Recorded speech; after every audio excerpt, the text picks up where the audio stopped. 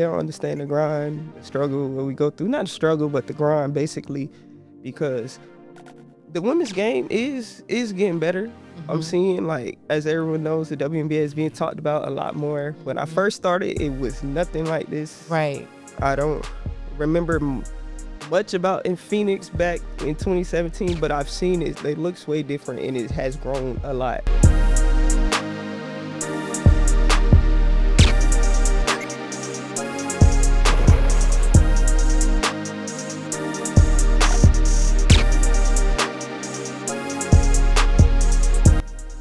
Nique The N Voice checking in live and direct. You are tuned into SongLab Live. Today, we actually have a different type of interview happening, only because I am with a b-ball player, a baller, if I might. I am with Alexis. Please let the people know who you are and what you do. Yeah, so I'm Alexis Prince. I just got to Phoenix, play for the Phoenix Mercury, and I'm from Orlando, Florida. Orlando originally. Yep. What high school did you go to? I went to Edgewater High School. Okay, what was the mascot? The Eagles. The Eagles? Yeah. And now you're Mercury? Yeah. How do you feel, like, what are the different mascots that you've had up to this point? Because the resume is long, y'all. The mascots, I don't even know. At Baylor, we were the Bears. Okay. So Eagles, Bears, and I don't even know what my mascot was on my other team. Overseas? Yeah, I don't even know what it was. Okay, where'd you play? Israel. I was in Israel. Oh, wow. Yes, I was there through all the bombs and stuff. Wow. Yeah. We had to go to, what's it called, safe rooms, and, like, you'll hear the sirens, and then, just go to the room for, like, 15 minutes, maybe not even, maybe 5 minutes. Really? And then when it stopped, you come back out, just because it's not gonna hit. The bomb's not gonna hit because they got like the Iron Dome. Yeah. The army and stuff can stop it, but it's more so the debris from them hitting the rockets down. Yeah. So you got to be safe from that. But that was a little scary at first, but I kind of got used to it. Sad to say. How can you get used to that? Because I'm scared for you. I mean, you already made it out. Like, you're here, but I'm putting myself in your shoes. Like, how do you get used to that? When it first happened, October 1st, there were like 200 something missiles. The sky looked like fireworks. It was just going.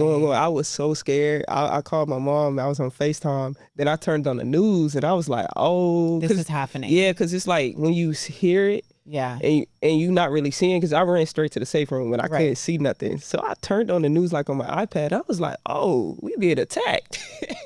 That's wild. How long were you there before October 1st? I had just got there maybe a couple weeks. And like literally, I think the next day I got there was a siren. Talk about a welcome wagon. Man, I was like, oh, I'm ready to go. It's time to get up out of here. But I tell you though, I'm kind of glad I stayed though. It's an experience. But the people there, were like amazing. Like the best people, like, cause they're living through that and they're the most positive people that you ever meet. I just didn't, we're like complaining about stuff we got going on here, and I'm like, y'all got to deal with that, and y'all still upbeat. Yeah. So that kind of helped me out. That's inspirational. Yeah, for sure. Talk to me about your journey up to now and some other things that you found inspirational. My journey, it started out, I would say, pretty good. Growing up in Florida, I played McDonald's All-American game. Okay. It's like an all-star game for high school. Big. And then I went to Baylor. I played 5 years there. And then I ended up getting drafted. Actually, I got drafted to Phoenix Mercury in 2017. Oh, full circle moment. Yeah, full circle. So I played a full season there. And then I ended up going to Atlanta, I think was my next team. Atlanta, and then Chicago. But I didn't play like many games. I just was in and out. Mm-hmm. So that was like, I guess they're counting me as a third year now. Mm-hmm. So with those years, and that was, like I said, Atlanta 2018, Chicago 2020. So my last time being in the league was in 2020, which was the bubble year. Right. So that's when it was, they actually played in Florida at IMG in the bubble, and I just played a couple games with Chicago. But It's 2025 now, and it's been a minute just trying to get back and stick and show that I feel like I should be here, because I feel like I've been playing overseas for about 8 years. Oh, wow. Yeah, and I've been doing really, really well. I've been showing what I can do. I've been very versatile, playing every position. I started out as a guard. Okay. 2, 3, 4. This season they had me playing the 5, which is crazy. You have to talk to me like I'm a 5-year-old, because I was just about to explain it to you. I saw okay, you. thank you. Thank you. Like, I told you we gonna get comfortable. My girl in here, she ready for her new home. Like, she already got her shoes off. We do got the same shoes. Yours cleaner than mine though. we're gonna fix that. Okay. I love that for us. Okay, so explain it to me like I don't know, because I don't know what you're talking Mandarin. Like, basically they have me playing all different positions, something that I'm not comfortable doing. Okay. And I feel like I've adapted well. Okay. Every year I've still shown that wherever you put me, wherever y'all try to force me out, I'm still able to adapt. So I feel like that's what makes me who I am, that just makes me who I am, for real. Is the overseas season different from the States? For sure. Overseas? Well, season as in so like May through August, and you know what I'm saying? Like, is it different for you to be able to play overseas for 8 years, but then still be playing here in the States? Well, yeah. So when I go overseas, I'm usually there for 9 months out of the year. So I'm only home maybe 2 months, 2 to 3 months for real. Yeah. And then I'm right back at it. So I'll go from August, maybe like August 20th-ish to like May, the second week of May. Okay. The longest I've been was probably like the second week of May. But this season, Israel season, was actually, it wasn't too bad. I went, I think, in September, and I ended in April. So that was a shorter season. So I like how that was. So you get a longer off season, but I wanted it like that so I could have a chance to make it back to the WNBA, because the season just started, and if I was still playing overseas, probably wouldn't have been able to make it back in time. So talk to me about that transition from overseas, because obviously everything is different there, culture, language. Yeah, like you said, a lot of people don't speak English. The food, is it good? Depending on the country I'm in. But what countries have you played for? Yeah, so I started in Spain, then I went to France, then I went to Turkey for 4 years, and then I went back to Spain for 1 year, 2 years. Okay. And then I just went to Israel, was my first year. Out of all of those places, who has the best food? Turkey. Really? Turkish food is fire. What's your favorite Turkish dish? I mean, I ain't gonna lie, I'm real basic, but the rice and chicken, Turkish food is good. Like you said, when you get out there, you got to try different things. And I don't really try a lot of things, but it's pretty good.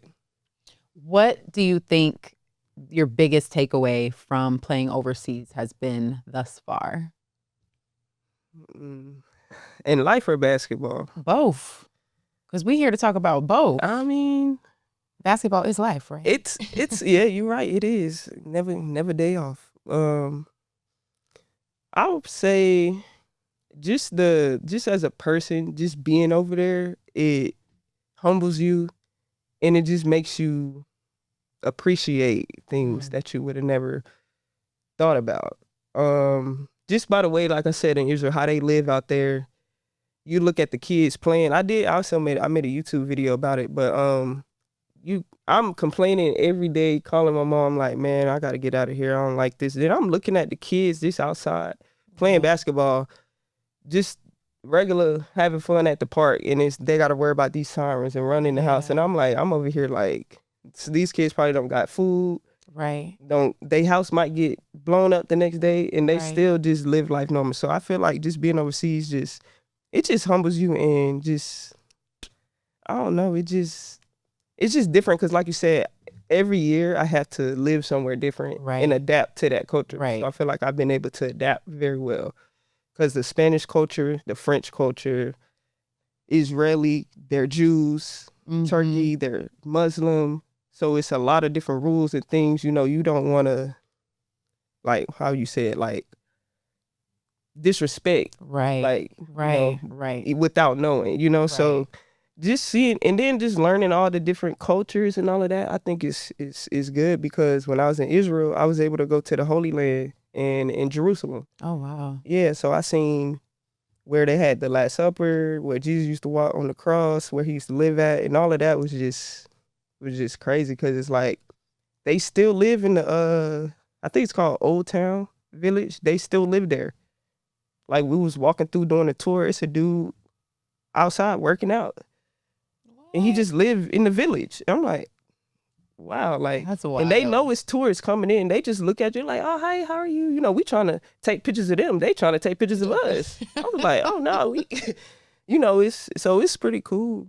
Just traveling the world and seeing, like, I've grown to like going there, because I used to hate going overseas, but I've grown to love it. And now we're back in the States. Oh yeah. WNBA. You bringing that title home for us? Oh, for sure. That's the goal, for sure. Talk to me about where you're at in your journey now, coming back to your first drafted team. It's got to be full circle. Yeah, it is full circle, because, like I said, when I've been trying to get back in the league every year. Just things, it's just been tough for me. I would go to training camps, get cut. They'll call me back, come for a couple games, get cut, and I just really couldn't find a spot. But when they told me that I could come here, I really didn't know how to feel, because I wanted to go into a new situation. I wanted a fresh start. But then when I talked to them, everybody, they were just basically like, everything is new here too. Right. They got new. I think the arena's new. We got a brand new practice facility. It's fire. New GM, new owner, new coaching staff, new players. All the team is new. Everything is different. So, and just feeling comfortable. They all a family. Like, everybody is like so cool. So just, yeah, it's for real, full circle for real. So, and I'm just blessed to be here for real. Don't matter where it would have been but yeah. How do you stay so resilient? Because hearing no, it's gotta be a blow, especially when basketball is life. You literally just said you'd have no days off. So to be training, and we'll get into what that looks like, not knowing, how do you keep yourself grounded? How do you stay so resilient? I would say my faith. Amen. My family. Amen. And just knowing that, I really just say my family and my faith, because, like I said, there'll be times like I'll hang out with my cousins, because that's all I do. I'll hang out with them, and then I'm like, all right, y'all, I gotta go to the gym, or I'll wake up early, I gotta go to the gym. Every time I come home, my mom be like, where are you at? What you doing? I'm like, I'm still at the gym. But then it's like, I do think sometimes in the back of my mind, like, why am I even like doing this? Because my season don't start for another 2 months. You know what I'm saying? But I've just always wanted to stay ready for when that call come. Like, my agent, hey, this team wants you to come, be ready. So stay ready, so you gotta get ready. That's always been my motto. So every time I don't work out, I'm like, dang, I'm finna get out of shape. I gotta go to the gym. I gotta do something. Yeah. So I don't know. I just always been like that. Like, even with my feet foot injury, I had surgery on both of my feet. So they told me I probably wouldn't play basketball again. When was this? This was like 2015. Okay. 2016, 2015. And you got drafted. 2014, so 2015. Yeah, that's what I'm saying. So I just always, and then even when I hurt my feet, because I was on a scooter, I couldn't walk. People would just be like, how are you so positive? Like, you always smiling. And I'm like, I don't know, that's just me. Like, I'm gonna play again. It's just a time that I need to rest. I think when you get injured, it's like, it's God. Everything happens for a reason. Like, I always do Proverbs 3:5-6. So that's, and then never worry. Just know that it's for a reason. It's my time to relax and chill and think about other things. And because God knows you're not gonna sit down. You gotta sit your ass down. Basically. So yeah, that's just how I am. I just never stop, never give up. So talk about the injury portion. I know a lot of athletes get into that space where, because when did you start playing? since I was young. Right. I don't know, 5, 6. So you're training for something literally your entire life. That is your dream. That's your goal. That's everything. You get injured. A lot of athletes, it's really hard for them to come back from that. So how did you injure yourself? Like talk to us a little bit about That's that. the thing with my injury, which made it harder. Is why they said they didn't think I could play again. It's because it's just it wasn't nothing that I did. It was more so just my mechanics and the way my feet are made, and just the overuse and the pushing on that bone, just the way my legs are. So that's why they said that, because they didn't know why I kept getting it. I got stress fractures. Got it. They didn't know why I kept getting them, and they wasn't healing. So I ended up having surgery on it. So yeah, I got a plate and 6 screws in this foot and a screw in my right foot. TSA probably hate to see you coming. Nah. You can't see it on that. It's titanium. But Okay. when you do the x-ray, you can for sure see The plate. all of it. Yeah, it's pretty cool. So recovery time was what? 2 years. 2 years. Yeah. Were you training in that space, upper body, or Yeah, just mechanics? Yeah, like in what I general? could do. Of course, they got you in rehab, making you do stuff, thinking you're actually doing something. But now I look back on it, they just had me doing stuff just to make me feel good. Well, you also have to. I had knee surgery, and I am not an athlete. I also have titanium in my knee, but they're doing things because you have to restructure and basically like retrain yourself of things that you already knew to do, and now you have to. I feel like a knee is different than a foot though. Maybe, I don't know. I never like had a knee. surgery. You gotta get your knee to bend. If it's straight, make it. The foot is just the foot. Like it's not. The foot is holding up the whole body. Make it make sense. You right. Yeah. So I was just lifting. 2 years is crazy. That is a long recovery time. A long recovery time. And you just have that grit and determination. You was going to prove them wrong. This is what I wanted to do. So I'm just, And now you're doing it. Yeah. You are literally living your dream. Talk to me about what's next for you. What's next? Like, who is Alexis outside of being a baller? Man, that's a good question. And I know you got the answer. Don't be scared.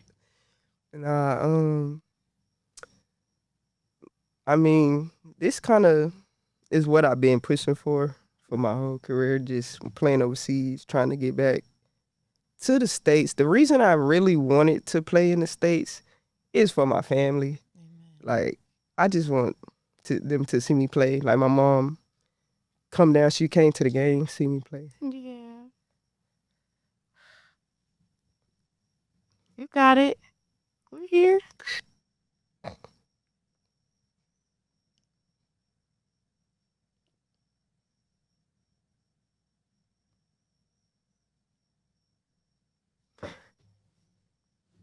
Everybody cries in that chair. I gotta let you know. And they try to make me cry too. So nah, it's just surreal because I thought I knew I could do it, but it just got to a point where I didn't think I could. She just always been there for me. Thank you. And she always send me like Bible verses and just stuff to keep me up.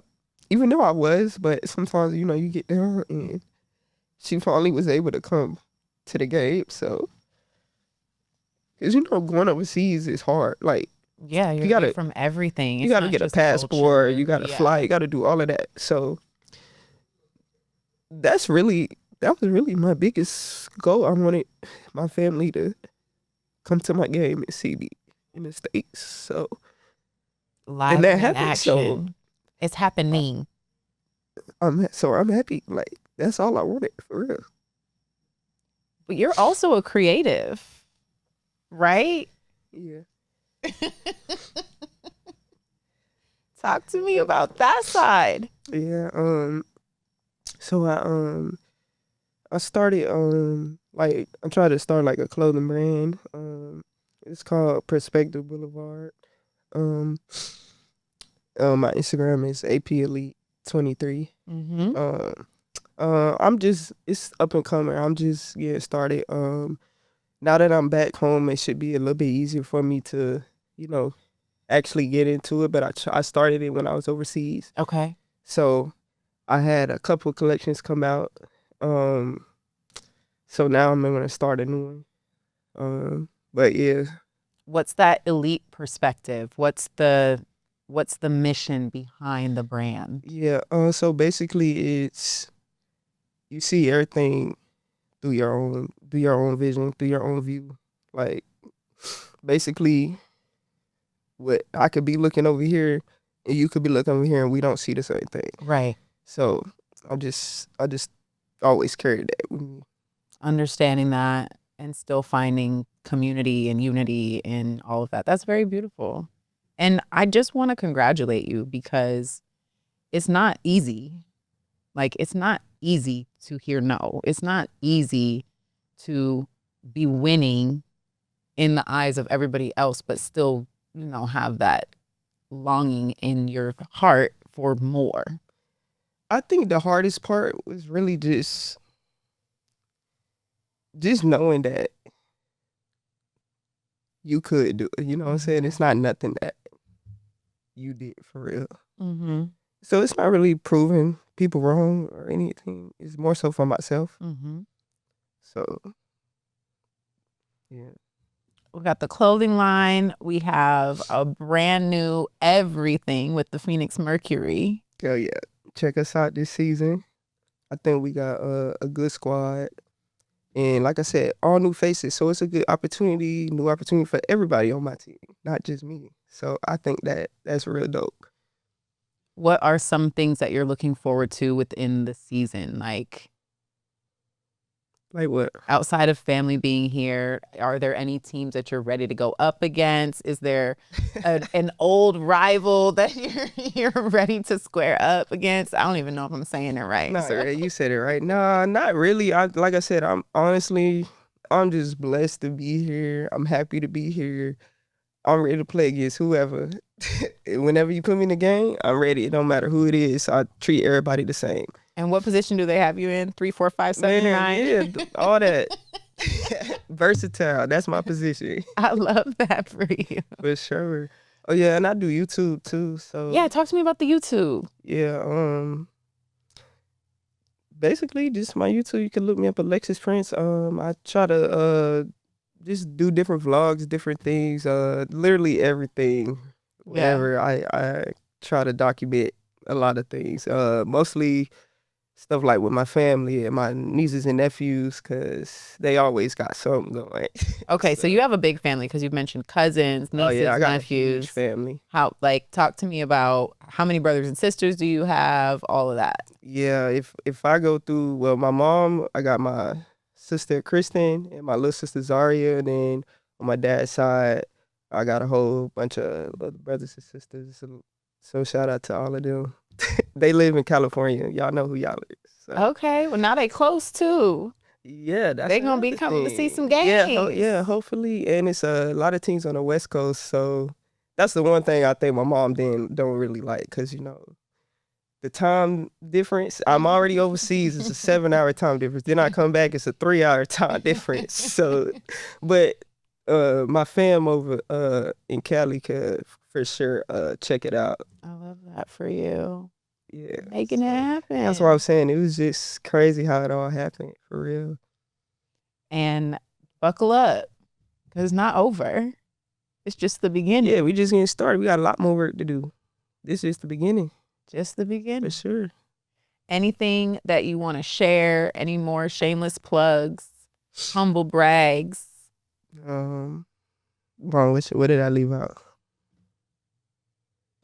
I know I left something out.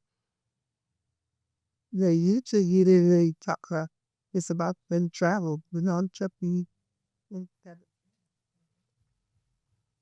YouTube. But what else about that I need to mention? I did. Okay. All right, I'll talk about the YouTube. Okay. All right, so yeah, for my YouTube channel is I mostly like document like living overseas Okay. and the different cultures and the different food and things. Like I said, I went to Jerusalem, so uh I tried to show people that, and like I said, I'm just probably now I'll try to do more with my team so people get a more inside look and closer look, because I feel like watching on the outside and just on Instagram, you don't get to really see the full Right. person. So you can see the full me on there because it's more than just a story, Right. like on Instagram Right. or Right.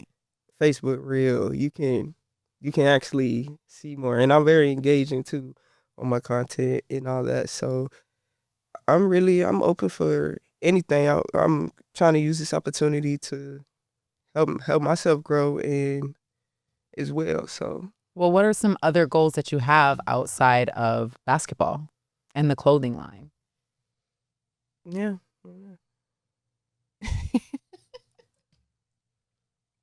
Like if you're using the YouTube to learn and grow, in what aspects are you doing that?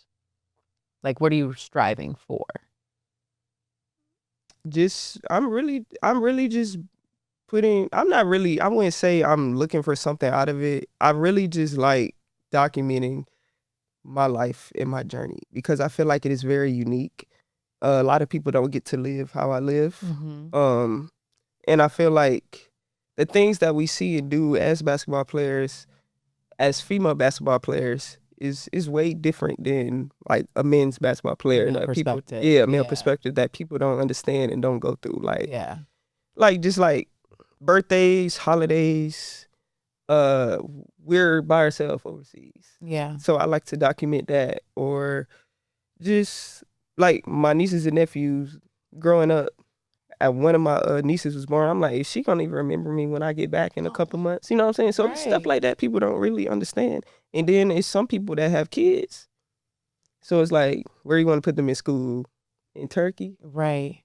How you gonna get back to the Right. States? Because you Right. can't travel like that during the season. Right. That's why I said I feel like the female perspective is what perspective. That's my brand. It's just way different. It's a lot that I feel like more basketball players should document, just for the other people to really see. They don't understand the grind, the struggle that we go through. Not the struggle, but the grind, basically, because the women's game is getting better. I'm Mm-hmm. seeing, like, as everyone knows, the WNBA is being talked about a lot more. When I Mhm. first started, it was nothing like this. Right.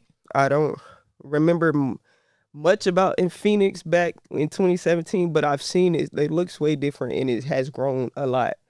And that's what I'm saying. So that's basically what I try to do. Just be a voice and open. Oh yeah, also starting like basketball camps back home. Okay. I want to do like a community like kickball game for the kids, because I'm very big on like the Boys and Girls Club, because that's where I grew up at I love that. in Eatonville, Florida. So I'm already in the works of getting something like that for the community, because I like doing barbecues, having everybody come. I like doing, like I said, kickball games. One time I went to the park, and I posted a flyer. I was like, we got a field day, free snacks, drinks, waters, and I got like a slip and slide, water slip and slide, just Mhm. for the kids in the community just can come. So I like doing things like that. Just that's what I say. I don't really look for nothing in return. I'm not really trying to get nothing out of anything that I do. It's really just, just doing it Yeah. just I because I want think to. a lot of times we don't necessarily do it for this, but seeing people who look like us, a woman, a Black woman, Yeah. in different positions is inspiring. And when you see someone in that space, it's like, oh, I could do that too. Yeah. I can be that. I can be a professional hype woman. I can be a WNBA player. I can start a nonprofit. I can start a clothing brand, and doing things for your community. It's God's work. Yeah. And I also I'm broadcasting like my journey, so basically people can see where I came from. Like I Mhm. started out as like a top player, like growing up in high school. Then got injured and went downhill. A lot of people counted me out, didn't think I could even keep playing or come back and make it here. So, like I said, I'm 31 now. So, around that time, everybody think, oh, what else you finna do? You still playing basketball? Like, Right. Right. like you gonna, have family. You gonna work somewhere else. Like, why are you still chasing that? But then when they see me, I think that's why I said I just like to document all of that because it's like, don't worry about what I'm doing. This is what I want to do. Y'all can watch my journey. This is my life. And that's really what it's all about for me. I love that for you. Thank you so much for sharing with us. I can't wait to see what y'all do this season. How can we get a hold of you? IG, all of that real quick. Oh, yeah. My Instagram is aprince_b. That's it.